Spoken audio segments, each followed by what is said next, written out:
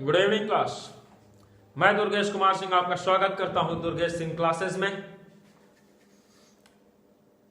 पिछली क्लास में हम आप स्टडी कर चुके हैं कि सरल घनीय एकक कोष्ठिका से रिलेटेड गणनाएं, काय अंतः केंद्रित या काय केंद्रित घनीय एकक कोष्ठिका से रिलेटेड गणनाएं हम आप कर चुके हैं।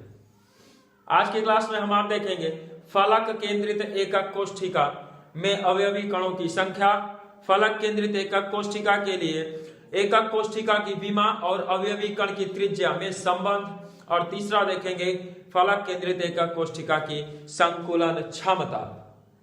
तो चलिए देखते हैं फलक केंद्रित एकक कोष्ठिका। फलक केंद्रित एकक कोष्ठिका, फलक केंद्रित एकक कोष्ठिका किसे कहेंगे? फलक केंद्रित एकक कोष्ठिका ऐसी एकक कोष्ठिका जिसमें अवयवी कण, ऐसी एकक कोष्ठिका जिसमें अवयवी कण कोनों के साथ साथ समस्त फलकों पर उपस्थित होते हैं, जिसमें अवयवी कण कोनों के साथ साथ समस्त फलकों पर उपस्थित होते हैं, क्या कहलाते हैं? फलक केंद्रित घनीय एकक कोष्ठिका कहलाती हैं। तो फलक केंद्रित एकक कोष्ठिका में अवयवी कणों की संख्या हम आप देख लेते हैं। जैसे देखिए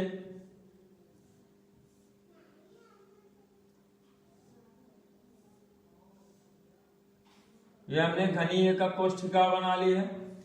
तो घनीय एकक कोष्ठिका में अवयवी कण कहां होंगे भाई? सभी के सभी हमारे एक तो कोनों पर अवेलेबल होंगे, सभी कोनों पर अवयवी कण होंगे, और कोनों के साथ साथ कहां होंगे? सभी फलकों पे। जैसे ये ऊपर वाली फलक पे हो गया, ये हमारा इस साइड के सभी फलकों पर, चारों साइड वाली फलकों पे हो गया है। ये हमारा चला गया जो है पीछे वाली फलक पे, और ये आ गया जो है सामने वाली फलक पे। तो इस तरीके से हम आप देख रहे हैं। अब आप देखिए मान लीजिए कि ये बोर्ड हमारा एक दीवार है और यहाँ पे हम ऐसे बड़ी सी गेंद लगा दिए हैं, तो गेंद का आधा भाग जो है इधर इस तरफ होगा और गेंद का आधा भाग बोर्ड के पीछे चला जाएगा। तो ऐसी कंडीशन में यहाँ जो फलकों पर हमारे कण उपस्थित हैं उनका आधा भाग, एक कोष्ठिका में आधा भाग जो है कहाँ होगा? आपके इस एकक कोष्ठिका में, और आधा भाग पीछे वाली, यानी कि एक कण दो एकक कोष्ठिकाओं में बटा हुआ होगा। तो इसमें अवयवी कणों की संख्या क्या हो जाएगी? अवयवी कणों की संख्या बराबर हो जाएगा कोने के कण, कोने के कणों की सहभागिता, कणों की संख्या इनटू उनकी सहभागिता,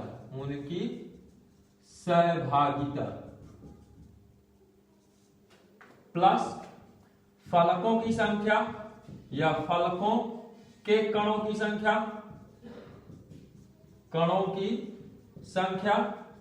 गुणे सहभागिता। उनके वो कितना परसेंट यहाँ पे होंगे? सहभागिता।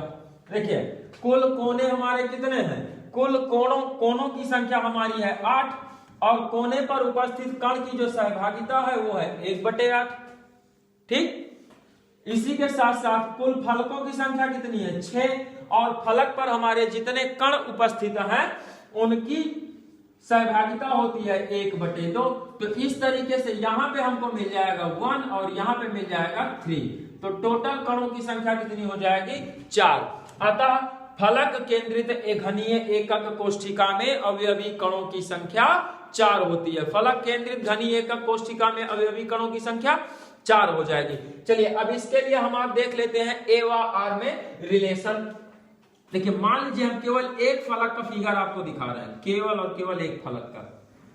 यहां पर ये हमारा हो गया बीच वाला कण, ये हो गया हमारा इधर साइड का, ये हो गया जो है इस तरफ का। ऐसे सभी कण हमारे लगे हुए हैं। तो ये जो बीमा है हमारी, ये वाली देखिए, ये बीमा की लंबाई है a, इस बीमा की लंबाई भी है a। यहां जो अवयवी कण है और ये वाली लंबाई, देखिए इसका लंबाई हो गया r, इसका हम पूरा का पूरा डायमीटर लेंगे तो उसको कह देंगे 2r, और इसको क्या कहेंगे r। तो इस तरीके से हमको आपको क्या देखने को मिल रहा है कि ये तो हो गया हमारा बीमा a और a, और यहां पे बन रहा है समकोण त्रिभुज। तो देखिए ए आर में संबंध, ए व आर में संबंध, तो संबंध निकालेंगे। तो संबंध निकालने के लिए हमको समकोण त्रिभुज पे लगने वाला पाइथागोरस प्रमेय लगा देना है, तब हम इसका नाम कर लेते हैं ए बी सी और ये डी हो गया। ठीक, तो भुजा AC बराबर हो जाएगा AC स्क्वायर बराबर AB का स्क्वायर प्लस BC का स्क्वायर, दोनों का स्क्वायर कर देंगे। तो AB का AC का स्क्वायर इक्वल्स AB का वैल्यू कितना है, AB का वैल्यू है A, तो हम क्या लिख देंगे A का स्क्वायर प्लस BC का भी वैल्यू क्या है A, तो इसका भी हो जाएगा A स्क्वायर। तो दोनों को ऐड कर लेंगे तो हमको मिल जाएगा 2A square, AC square equals क्या मिल गया 2A स्क्वायर। तो अब हम देखिए AC इक्वल्स निकालेंगे तो इसका रूट निकाल लेंगे, तो रूट में इसका वैल्यू मिल जाएगा √2a, क्या वैल्यू मिल जाएगा √2a। तो अब हमको देखिए यहां इस भुजा का पूरा माप क्या मिल गया है, √2a मिल गया है, पूरी की पूरी भुजा का माप √2a, AC का माप मिल गया। अब देखिए चित्र के अकॉर्डिंग आप देखेंगे तो चित्रानुसार क्या दिखाई दे रहा है, सॉरी आपको नीचे नहीं दिखाई देगा, यहां लिखते हैं। तो चित्र के अनुसार हमको क्या दिखाई दे रहा है भाई, चित्रानुसार हमको दिख रहा है कि √2a लंबाई जो है वो 4r के बराबर है। √2a लंबाई किसके बराबर है, r plus 2r equal 3r plus r, तो हो गए टोटल कितने 4r। तो √2a हमारी 4r के बराबर है, क्या मिल गया √2a इक्वल्स 4r। तो a इक्वल्स क्या हो जाएगा, a इक्वल्स हमारा हो जाएगा 4/√2r। देखिए √2, 4 को हम आप क्या लिख सकते हैं 2 इंटू √2 इंटू √2, तो हम इसको लिख सकते हैं 2√2r। a इक्वल्स हमको क्या मिल जाएगा, यहां से सॉल्व करने पे a इक्वल्स 2√2r मिल जाएगा। नोट कर लीजिए जल्दी से, a और r में संबंध था। फिर आगे चलते हैं।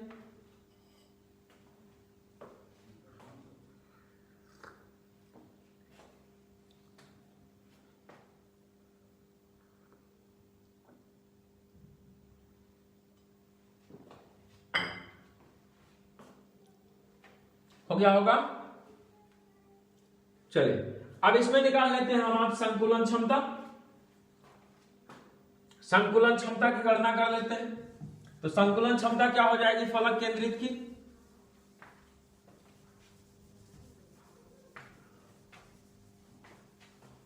फलक केंद्रित घनीय एकक कोष्ठिका की संकुलन क्षमता,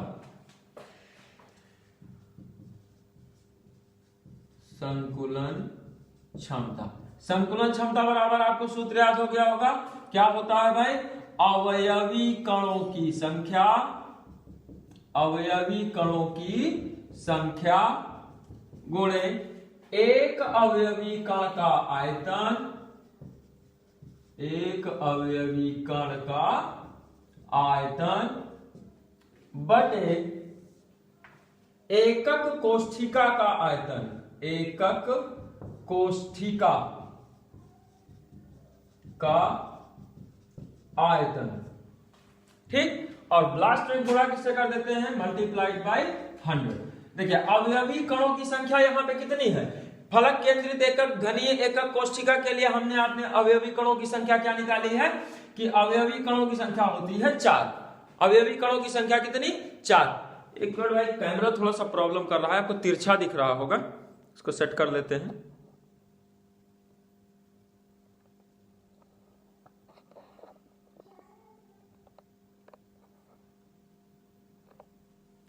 काफी हद तक क्लियर होगा, और अगर प्रॉब्लम है तो फिर कमेंट बॉक्स में लिखिए, मैनेज कर देंगे। अगर आपको कहीं भी लाइट का रिफ्लेक्शन वगैरह ज्यादा दिख रहा है तो कमेंट बॉक्स में जरूर बताइए, और कोई प्रॉब्लम आ रही है टॉपिक समझने में तो अपने कमेंट जरूर कीजिए। ज्यादा से ज्यादा सब्सक्राइबर बढ़ाइए, चलिए आगे देखते हैं। तो 4 हो गया। उसके बाद हमको आपको पता है कि एक अवयवी कण की कण का आयतन क्या होगा, 4/3 pi R cube, 4/3 pi R cube होगा।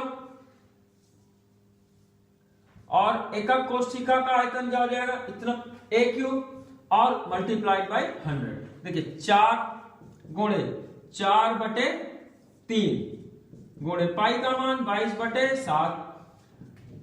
चूंकि a is equal to 2 root, फलक केंद्र के लिए क्या होता है 2√2r हो जाता है। तो एक ही जगह पे हम इसका वैल्यू रख लेंगे। तो देखिए 2 2 जा 4 2 जा 8 and √2 into √2 into √2 is equal to 2√2 हो जाएगा। तो 8 2 जा 16 √2 क्या मिल जाएगा 16√2r क्यूब।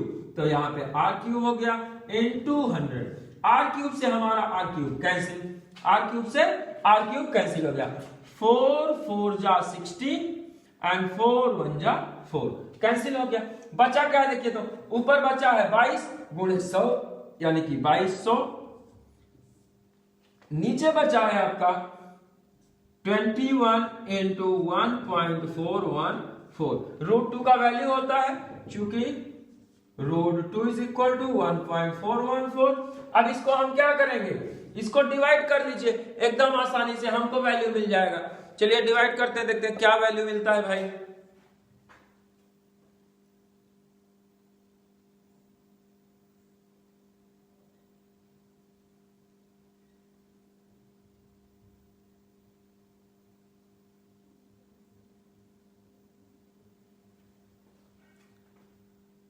इसको डिवाइड करने पे हमारा जो वैल्यू आएगा वो वैल्यू होगा 74.08 के करीब में। तो हम इसको क्या लिखेंगे, नियर अबाउट 74%। कितना आ जाएगा 74%। इसका जो संकुलन क्षमता आ जाएगा वो कितना होगा 74%। नोट कर लीजिए जल्दी से। यानी कि इस एकक कोशिका में अवयवी कणों द्वारा जो घेरा गया आयतन होगा वो एकक कोशिका के आयतन का 74% होगा। कितना होगा 74%। नोट कर लीजिए।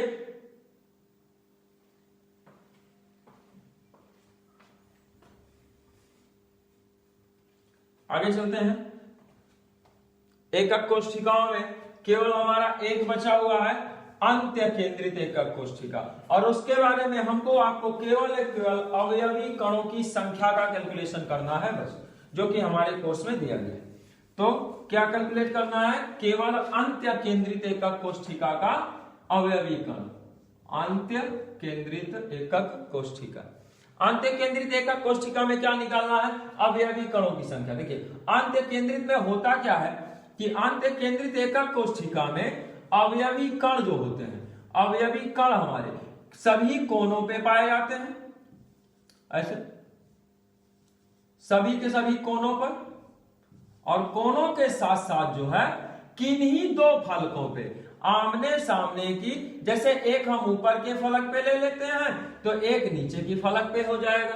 तो इस तरीके से हमारे जो पाए जाएंगे उसी को हम क्या कह देंगे, अंत्य केंद्रित घनीय एकक कोशिका, अंत्य केंद्रित एकक कोशिका बोल देंगे। जहां पे अवयवी कण कोनों पर और कोनों के साथ साथ कहां पाए जाएंगे, आमने सामने की किन्हीं दो फलकों पर पाए जाएंगे, उनको हम बोल देंगे अंत्य केंद्रित एकक कोशिका। अब इसमें अवयवी कणों की संख्या क्या होगी, अवयवी कणों की संख्या, कणों की संख्या क्या हो जाएगी भाई, कोनों पर कितने कण हैं, कोनों पर कोने हैं कुल 8 और कोनों पर एक कण की सहभागिता 1/8। कोनों पर कणों की संख्या 8 और एक कण की सहभागिता 1/8 प्लस फलकों पर केवल 2 फलकों पे है और 2 फलकों पे है तो 2 ये हो गए। और भैया एक फलक पे जो हमारा कण उपस्थित है उसकी सहभागिता तो यहां आधी ही है, तो आधा ये हो गया। अब इसको देखेंगे तो यहां पे हमको मिल जाएगा 1 + 1 = 2। कितने अवयवी कण हो जाएंगे अंत्य केंद्रित घनीय एकक कोशिका में, केवल और केवल 2 अवयवी कण हो जाएंगे। नोट कर लीजिए जल्दी से, आगे बढ़ते हैं।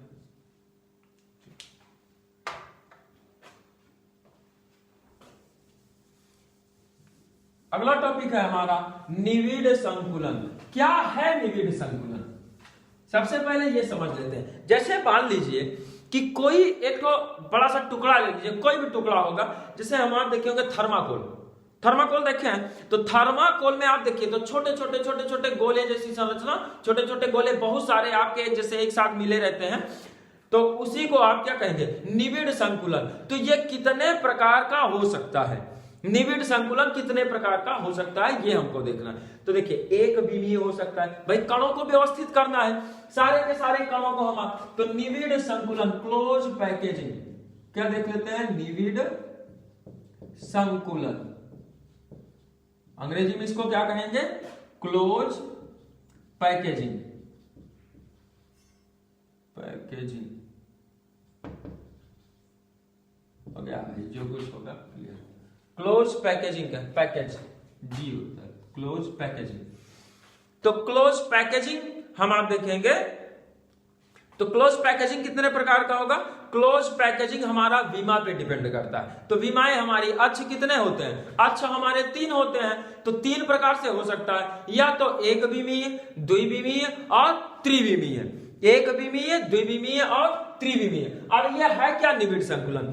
किसी भी पदार्थ में अवयवी कणों की व्यवस्था, किसी भी पदार्थ में अवयवी कणों की व्यवस्था क्या कहलाती है? निविड़ संकुलन कहलाती है। अब किसी कोई भी पदार्थ है तो उसमें कण हमारे कितने प्रकार से व्यवस्थापित हो सकते हैं, कितनी तरीके से व्यवस्थित हो सकते हैं, उसी को हम क्या कह देंगे? क्लोज पैकेजिंग कह देंगे, निविड़ संकुलन कह देंगे। अगर आपको वीडियो नहीं समझ में आ रहा है तो कमेंट बॉक्स में जरूर लिखें, मैं इसे और अधिक सरल करने का प्रयास करूंगा। चलिए देखते हैं निविड़ संकुलन कितने प्रकार का हो सकता है। निविड़ संकुलन क्या है ये समझ में आ गया? किसी भी ठोस में कण जिस रूप में व्यवस्थित होते हैं उन्हीं की व्यवस्था क्या कहलाती है? निविड़ संकुलन कहलाती है। किसी भी प्रकार में, किसी भी सॉलिड में कण हमारे जैसे व्यवस्थित होंगे उसी को हम क्या कह देंगे? निविड़ संकुलन कह देंगे। क्लियर है? चलिए देखते हैं तो कौन कौन सा हो सकता है भाई? एक विमीय हो सकता है, एक विमीय निविड़ संकुलन, एक विमीय निविड़ संकुलन। अब एक विमीय निविड़ संकुलन क्या होगा? जैसे हम बहुत सारे जो है क्या ले लें? बहुत सारे कण ले लें, ऐसे उनको सेट करते चले जाए, देख रहे हैं? ऐसे इनको हम क्या करें? व्यवस्थित करते चले जाएं और दो सभी कण एक दूसरे को टच कर रहे हो, तो इस प्रकार के संकुलन को हम क्या कह देंगे? एक विमीय निविड़ संकुलन कह देंगे। क्या कह देंगे? एक विमीय निविड़ संकुलन, एक विमीय निविड़ संकुलन कह देंगे।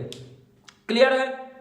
जब अवयवी कण एक सीधी रेखा में व्यवस्थित होते हैं, अवयवी कण कैसे व्यवस्थित होते हैं? एक सीधी रेखा में व्यवस्थित होते हैं, तो उसी को हम कह देते हैं एक विमीय निविड़ संकुलन।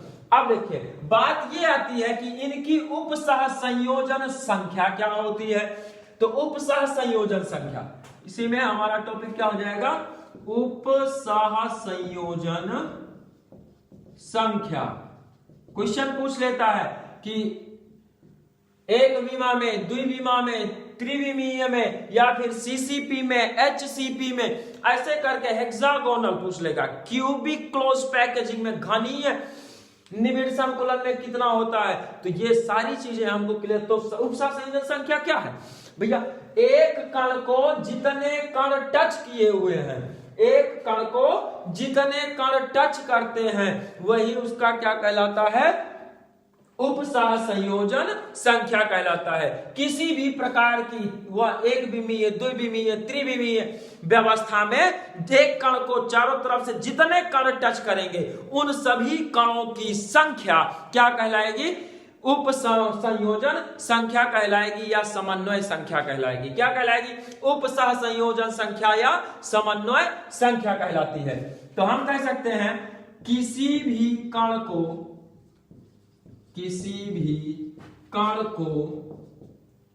निविड़ संकुलन में घेरने वाले या छूने या घेरने वाले कणों की संख्या कणों की संख्या उपसहसंयोजन संख्या कहलाती है।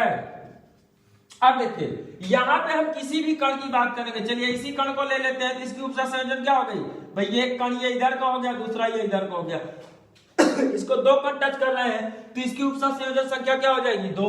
दूसरे वाले को लेंगे तो उसको भी दो टच कर रहे हैं, इनमें सभी कण, केवल आप इस कॉर्नर वाले को, इसको और इनको, जो दोनों कॉर्नर में लगे हुए हैं, इन दोनों को आप छोड़ दीजिए, तो बाकी जितने भी कण हैं उनको कितने कण टच कर रहे हैं, दो कण टच कर रहे हैं। जब दो कण इनको टच कर रहे हैं तो हम इनको क्या कह देंगे, इनको हम आप कह देंगे कि हमारे कैसे हैं भैया, इनकी उपसहसंयोजन संख्या क्या है, दो होती है। तो एक विमीय उपसहसंयोजन संख्या क्या हो जाएगी, दो।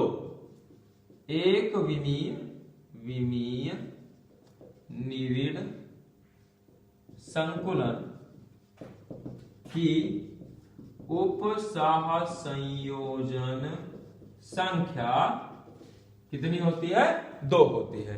एक विमा में दो होती है। क्लियर है? चलिए आगे चलते हैं। एक विमा, आशा करता हूं कि आपको वीडियो समझ में आ रहा होगा।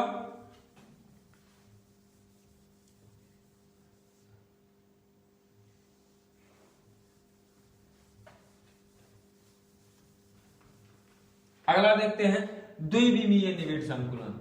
दूसरा कौन सा है, द्विविमीय निविड़ संकुलन। द्विविमीय निविड़ संकुलन क्या, देखिए ये जो बोर्ड आपको दिखाई दे रहा है ये द्विविमा में है, इसमें कुछ चौड़ाई है कुछ लंबाई है, तो लंबाई और चौड़ाई ही है केवल, मोटाई बहुत ज्यादा नहीं है। अब जब मोटाई भी होता तब हम उसको क्या कहते हैं, त्रिविमीय, जैसे कि ऐसे यहां तक निकला होता और हम कणों को ऐसे भी व्यवस्थित करते, ऐसे व्यवस्थित करते, ऐसे व्यवस्थित करते चले आते, तब उसको हम क्या कहते, त्रिविमीय बोल देते। लेकिन हम पहले इसको क्या कहेंगे, अभी केवल द्विविमीय कहेंगे। तो जैसे कणों को हम व्यवस्थित करें तो इस प्रकार से ऐसे व्यवस्थित कर दिया, ठीक। अब देखिए ये तो एक विमीय हो गया। अब इसी पे हम कण को दो तरीके से व्यवस्थित कर सकते हैं। देखते हैं जैसे सभी कणों का जो सेंटर है, सभी के सभी कणों का सेंटर वो ऐसे एक सीध में होगा, कई सारी एक द्विविमीय परतों को एक साथ ऐसे दिया जाए। ज्यादा लंबा नहीं बनाते हैं, आपको समझना है, बस केवल समझ लीजिए, टाइम वेस्ट होता है। कोशिश यह है कि आपको कम से कम समय में ज्यादा से ज्यादा नॉलेज दिया जाए। अब इसको देखिए आप, तो यहां पे आप देखेंगे तो प्रत्येक कण को, एक बीच वाले कण को कितने कण टच कर रहे हैं, देखिए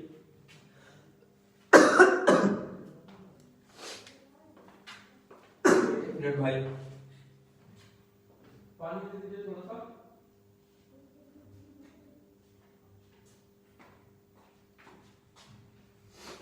अब इस कण को हम आप देखेंगे तो कितने कण टच कर रहे हैं, चार कण इसको टच कर रहे हैं। जस्ट वेट भाई, गले में थोड़ा सा खराश हो गया है।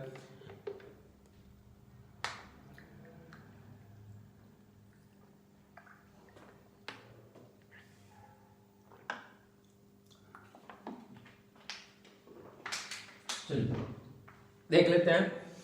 तो अब यहां पे देखिए, अब हम कह सकते हैं कि जब एक विमीय निविड़ संकुलन की या एक विमा की कई सारी परतों को एक के ऊपर एक के ऊपर एक एडजस्ट करते चले जाते हैं, लगाते चले जाते हैं, तब उससे बनने वाली संरचना हमारी क्या कहलाती है, द्विविमीय निविड़ संकुलन कहलाती है। अब ये द्विविमीय निविड़ संकुलन हमारी दो प्रकार की हो सकती है। ध्यान दीजिएगा, ये किस प्रकार का निविड़ संकुलन है, सभी कण हमारे एक ही प्रकार के, देखिए सबका सेंटर एक है, चाहे आप इधर देखेंगे चाहे ऐसे देखेंगे, सबका सेंटर एक ही दिशा में है, एक सीधी रेखा में है। और जब ऐसे व्यवस्थित होगा तो इसको हम क्या कहेंगे, ए प्रकार का निविड़ संकुलन। कौन सा निविड़ संकुलन कह देंगे, ए प्रकार का निविड़ संकुलन, प्रकार का निविड़ संकुलन, निविड़ संकुलन। अब देखिए इसमें जो होगा हमारा जो स्ट्रक्चर मिलेगा, देखिए अगल बगल के जो गोले इसको टच कर रहे हैं उन गोलों के केंद्र को मिला देते हैं। अरे भाई गलत मिला दिया, ये नहीं टच कर रहा है। ये देखिए कैसी संरचना बन गई है, वर्ग जैसी संरचना में बन गई है। कैसी संरचना हो गई हमारी बीच में, देखिए तो वर्ग जैसी संरचना बन गई है। तो इस वर्ग जैसी संरचना को लेकर के हम क्या कह सकते हैं, इसको वर्ग निबिड़ संकुलन कह सकते हैं। क्या बोल सकते हैं इसको, ए प्रकार के निबिड़ संकुलन को। इसका दूसरा नाम क्या हो जाएगा, वर्ग निबिड़ संकुलन। इस प्रकार की संरचना क्या कह देंगे, वर्ग निबिड़ संकुलन। जब हमारे द्विविमा में रखे गए सभी अवयवी कणों के केंद्र एक सीध में होते हैं, एक सीधी रेखा में होते हैं, तब उसको हम क्या कह देते हैं, ए प्रकार का निबिड़ संकुलन, या फिर उसी को कह देते हैं वर्ग निबिड़ संकुलन। क्योंकि हम देख रहे हैं ना, यहाँ पे हमको क्या मिल रहा है, वर्ग मिल रहा है। सभी कणों को जब इक्वली बनाएंगे आप तो आपको एकदम सीधा, सबका सेंटर मिला देंगे तो एकदम सीधा आपको वर्ग जैसी संरचना, आपको वर्ग प्राप्त हो जाएगा। तो इसीलिए हम इसको क्या कह देंगे, वर्ग निबिड़ संकुलन। ये तो हमारा एक प्रकार का हो गया। इसमें दूसरा जो बनता है, आप दूसरे को समझिए। दूसरा वाला हमारा जो होता है उसमें देखिए क्या होता है कि ऐसे आप अवयवी कर रख लीजिए, लेकिन दूसरी लाइन जो रखना है, दूसरी लाइन को हम इस प्रकार से रखेंगे कि ये जो पहली लाइन वाला खाली स्थान है, देख रहे हैं, पहली लाइन का खाली स्थान जो बन रहा है, उस खाली स्थान को हम आप ऐसे भर लेंगे। अरे भाई 1 मिनट बंद नहीं रहा है, कोई गोल सामग्री भी नहीं दिख रही है, उसी से बना ले। 1 मिनट वेट कीजिए, थोड़ा देखते हैं कुछ।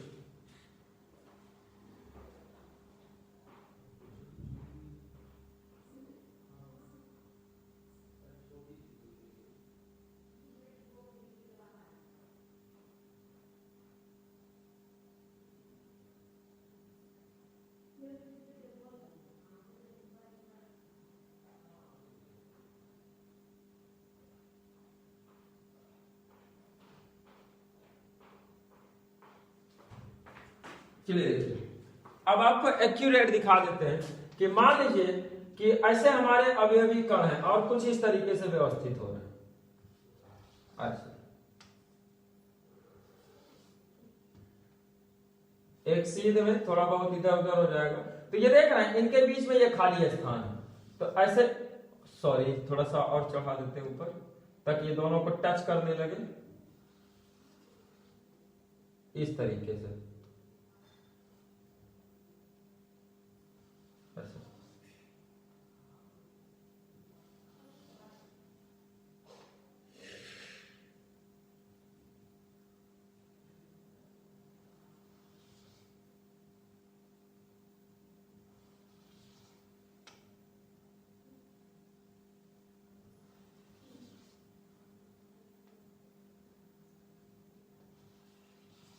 यहां पे देखिए, ये जो व्यवस्था है इसमें आप ध्यान से देखिए, तो इसका सेंटर ये होगा, इसका सेंटर ये होगा, ये तो पहले वाली लाइन का सेंटर एकदम तीसरी वाली लाइन से मिल रहा है, पहली वाली लाइन का सेंटर तीसरे वाले लाइन से मिल रहा है। तो हम अगर इसको ए कहेंगे तो इसको भी क्या कहेंगे, ए कह देंगे। तो बीच वाले को क्या कहेंगे, बीच वाले को हम आप बी कह देंगे, बीच वाले को क्या कहेंगे, बी। तो इसका दूसरा नाम क्या हो सकता है, देखिए किस प्रकार से कणों को व्यवस्थित किया गया है कि एक विमीय संरचना में जो दूसरी परत रखे हैं, हम कुछ इस प्रकार से रखे हैं कि जो पहली परत का खाली स्थान था, उस खाली स्थान के बीच में हमने दूसरी परत रख दिया। फिर जो दूसरी का खाली स्थान आया है उसमें किसको रख दिया, तीसरी को रख दिया। तो इस तरीके से हम इसको व्यवस्थित कर दिए हैं। तो इन दोनों का आपका पहला और तीसरी लाइन का पहला और तीसरा, पहला और तीसरा, इनका जो सेंटर है, केंद्र है, न्यूक्लियस है, वो एकदम सीध में है। तो इस तरीके से इसको हम क्या कह सकते हैं, ए बी ए प्रकार का निबिड़ संकुलन, प्रकार का निबिड़ संकुलन क्या कह देंगे, ए बी ए प्रकार का निबिड़ संकुलन। या फिर इसको क्या कहेंगे, देखिए अब इसके चारों तरफ जो हमारे कण इसको टच कर रहे हैं, देखिए 1 2 3 4 5 6 कण हमको टच कर रहे हैं। कितने कण टच कर रहे हैं बीच वाले को, अगर इसको वाले को ध्यान से देखेंगे, ये वाला जो कण है इसको आप अगर ध्यान से देखिए तो ये भी टच कर रहा है, ये इसके मतलब ये 6 कण पूरे आपके टच कर रहे हैं। तो इनके सेंटर को हम मिला देते हैं।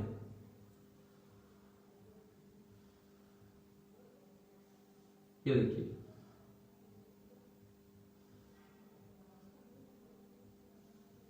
मिल गया।